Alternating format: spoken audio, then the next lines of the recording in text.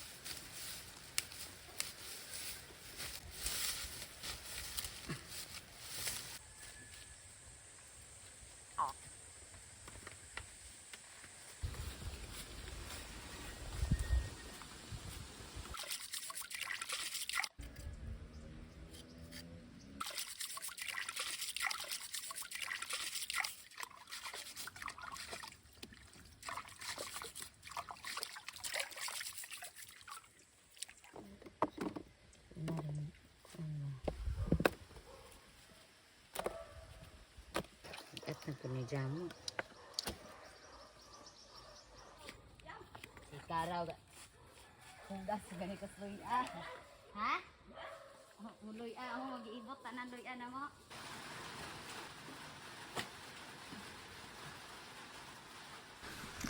Abi ni Jogway voice over. Of course na adjud, di ba? So karon is magama ko og Suman Budbud. So Suman Budbud is suman siya nga ang flavor niya is luya. Dapat gitawag siya suman luya, ano gitawag mo siya Suman Budbud. Suman nga nay budbud. Siguro kay suman kay gibudbudan siya og luya. I don't know kay di man ako gagama ning recipe, di ba? So so last May is nagtanong ko og luya. So pag Mayo pa jud arang dugayan na jamo mga 6 months o lagi. So dugay na jud kay karon pa na jud na panlin. Actually pag November mga tunga-tunga unta na ko to panlinon. Pero yung mga ayaw sa kay dapat papatayon na tong dahon kay mo na saktong pag-harvest ako di ba? So naglibog ko kay ingon pa ang ula pag nagi nga harvest na panlina ng luya kanalata na di ba? So mo nagi-harvest no kay nalata sana may among panlino og nalata na. So gi-harvest no karon ya sakto po jamo kay magama ko og Suman Budbud. So simple ra jud kaayo ang ingredients sa Suman Budbud. Luya, pilit, tuno, asin og kamay. Mo ra jud na siya. So let's start sa tuno. So magkinahanglan ta og tulo ka lube unya tulo ka salmon nga isabaw nimo sa lube ini kumot half na siya. Unya ang imong kumutan ang atong binanggod nga luya dapat bangguron mo luya kay para mas dami ang luya. Imo na siyang butang og tuno at the same time kumutan kay para jud mas ma-extract ang juice sa luya. Nya sunod ana isa mo siyang butangan og usa ka kutsaritang asin o usa ka putos nga white sugar. Ana mo siya na i-dissolve unya imo na siyang i-mix all together sa tuno nga naa sa kaha. Di ba lahira. So ato na siya itak-ang sa kadso kay arong bubukaw. Sani pa man atong gihuwat ani dapat pabukawon man jud nato di kay para maluto na kay kutas na. Kay wa pa ko na paniud to, di ba? Nagtuman kog para snacks pero wa pa ko na niud to.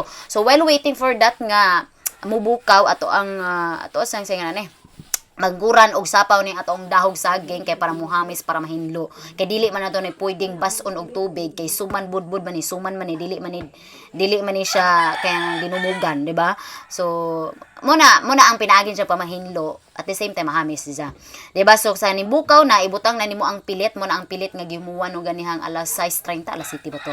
Basta kay mo to, gihumuwan no na siya, sa ora na siyang gipato, nya sa nibukaw na gibutang na no ana nya magsige na kaog continuous nga lahirang continuous no English. So imo na sige ra mo nagkaraw-karawon hantod maluto ang pilit ana nimo lutoon ang pilit dili parehas sa suman nga biko nga lutoon nimo ana ang pilit busa mo ibutang sa latik kani ani ta magluto sa pilit laban.